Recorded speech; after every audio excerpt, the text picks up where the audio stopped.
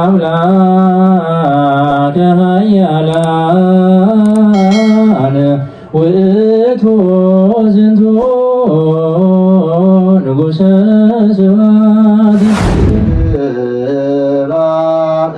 ንጉሠ ስብሐት ይባእ አምላከ በስመ አብ ወወልድ ወመንፈስ ቅዱስ አሐዱ አምላክ አሜን። የተወደዳችሁ የእግዚአብሔር ቤተሰቦች በዛሬው ዝግጅታችን በሰሜን አሜሪካ ቨርጂኒያ በደብረ ብስራት ቅዱስ ገብርኤል ቤተ ክርስቲያን በዓለ ሆሳዕና በሚከበርበት ሰዓት ያየነውን የተመለከትነውንና ልዩ የሆነውን አከባበር ይዘንላችሁ ቀርበናል። እስከ መጨረሻው ድረስ ተከታተሉን። በሌሊት ማልደን ወደ ቤተ ክርስቲያን ሄድን። የመኪና ማቆሚያ እስኪታጣ ድረስ አካባቢው፣ ውጪው፣ መኪና ማቆሚያው በአጠቃላይ በምዕመናን መኪኖች ተጥለቅልቋል።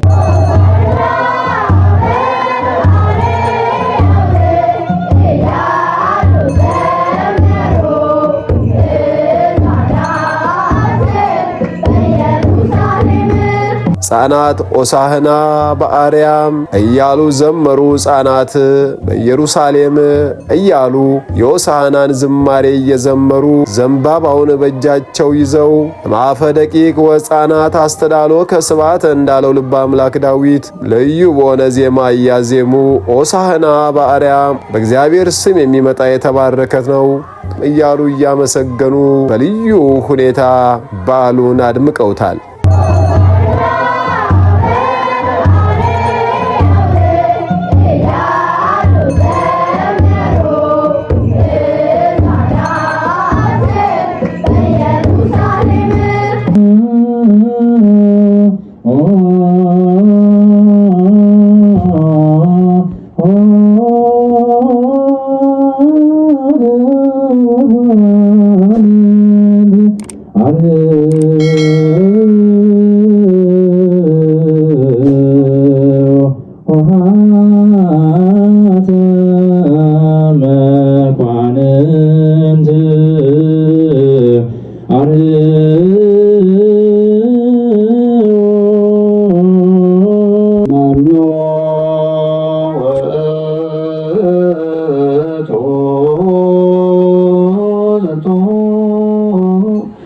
ንጉሠ ስብሐት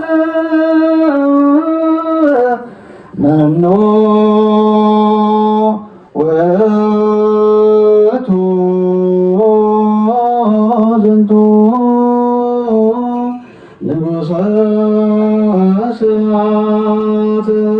ቨርጂኒያ የሚገኘው የደብረ ብስራት ቅዱስ ገብርኤል የኢትዮጵያ ኦርቶዶክስ ተዋሕዶ ቤተክርስቲያን ልዩ ድባብ ያለው፣ ልዩ ግርማ ሞገስ ያለው፣ ዙሪያው በአጠቃላይ በዛፍ በአጸድ የተከበበ እንደ ኢትዮጵያ እንደሚገኙ አብያተ ክርስቲያናት ከፍ ባለ ቦታ ላይ በልዩ ግርማ ሞገስ የሚገኝ ቤተክርስቲያን ነው። ይህ ቤተክርስቲያን የሊቀ መላእክት የቅዱስ ገብርኤል ልጆችና ወዳጆች የቅዱስ ገብርኤል ጽላት በኪራይ ቤት ውስጥ አይገባም በማለት ያላቸውን ሀብትና ንብረታቸውን በማስተባበር ገዝተው ለቤተ ክርስቲያን ያበረከቱ የቁርጥ ቀን የቅዱስ ገብርኤል ልጆች የሚገኙበት ልዩ የሆነ ቤተ ክርስቲያን ነው።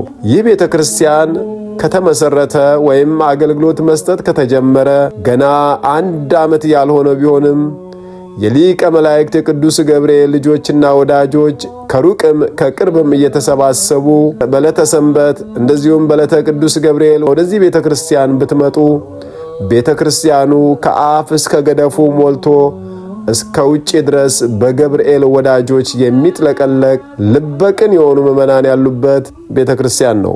እግዚአብሔር አምላከ ኃያላን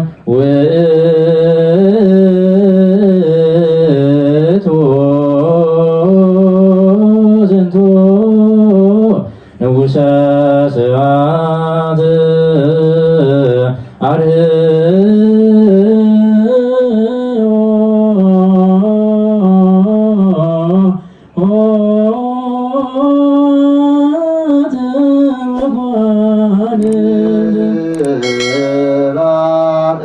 ንጉሠ ስብሐት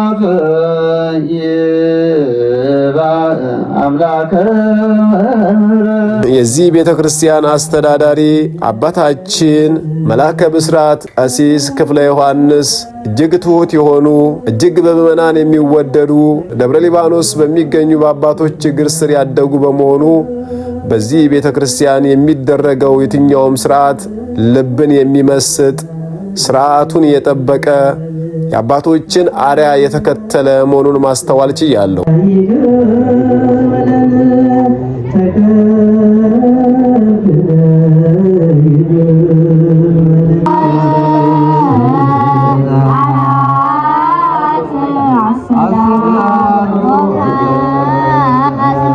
ብዙ ዲያቆናትን አስተምረው ቁና እንዲቀበሉ በማድረግ በቤተ ክርስቲያን ውስጥ እንዲያገለግሉ ማድረግ የቻሉ አባት ናቸው።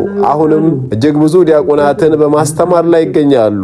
ይህ ስራቸው ይበል የሚያሰኝ ልዩ የሆነ ስራ ነው። መንገድ ላይ ያነጠፉ ሌሎችም ከዛፉ ቅጠሎች እየቆረጡ ያነጥፉ ነበር። የሚቀድሙትም የሚከተሉትም ሆሳዕና በጌታ ስም የሚመጣ የተባረከ ነው።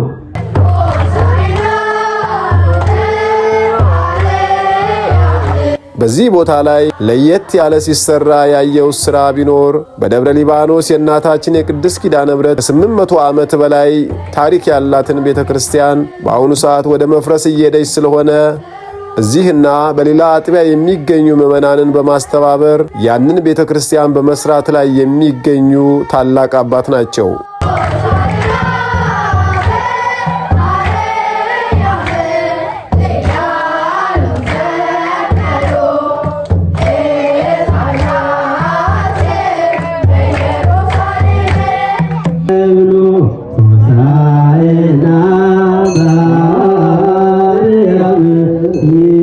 በዚህ ደብረ ላይ አስተዋልኩ ከአባታችን ጋር አብረው በጋራ እየሰሩ ያሉ የቤተ ክርስቲያን አገልጋዮች እንደ አንድ ልብ መካሪ፣ እንደ አንድ አፍ ተናጋሪ ሆነው ተናበው የሚሰሩ፣ ተቀናጅተው የሚሰሩ፣ አገልግሎታቸው የሰመረ በትህትና የሚያገለግሉ፣ እግዚአብሔርን የሚያከብሩ አባቶች ናቸው። ይህንም ከተናገረ በኋላ ወደ ኢየሩሳሌም ሲወጣ ይቀድማቸው ነበር።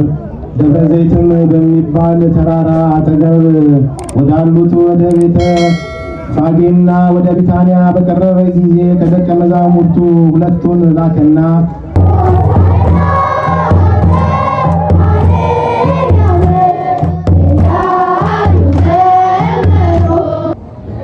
በማግስቱም ወደ በዓሉ መጥተው የነበሩ ሕዝብ ኢየሱስ ወደ ኢየሩሳሌም ሊመጣ በሰሙ ጊዜ የዘንባባ ዛፍ ዝንጣፊ ይዘው ሊቀበሉት ወጡና ሆሳዕና በጌታ ስም የሚመጣ የእስራኤል ንጉሥ የተባረከ ነው እያሉ ጮኹ።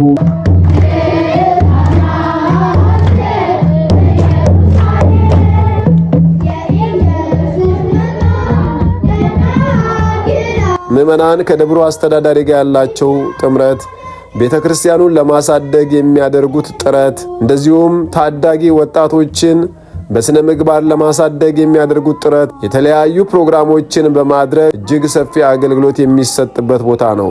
በዚህ ቦታ ላይ የሚያገለግሉ ብዙ ወንድሞችና እህቶች አሉ። እግዚአብሔር አምላክ ከማያልቀው ጸጋ በረከትን ረድኤትን ያድላቸው። በዚህ ቦታ ላይ መተን ከሊቀ መላእክት ከቅዱስ ገብርኤል ምልጃና ጸሎት ቃል ኪዳን እንድንቀበል ይልቁንም አባታችን ኢትዮጵያ ደብረ ሊባኖስ የምትገኘውን የእናታችን የቅድስት ኪዳነ ምሕረትን ቤት ለመስራት የሚያደርጉትን ጥረት ከጎናቸው በመሆን እንድንሳተፍ ካደራ ጭምር እያሳሰብኩኝ የሆሳዕና ዕለት እዚህ ደብረ ላይ ያየሁትን የተመለከትኩትን በዚህ መልኩ ይዤላችሁ ቀርቤያለሁ። የፈጣሪ ሰላም ከእናንተ ጋር ይሁን። አሜን።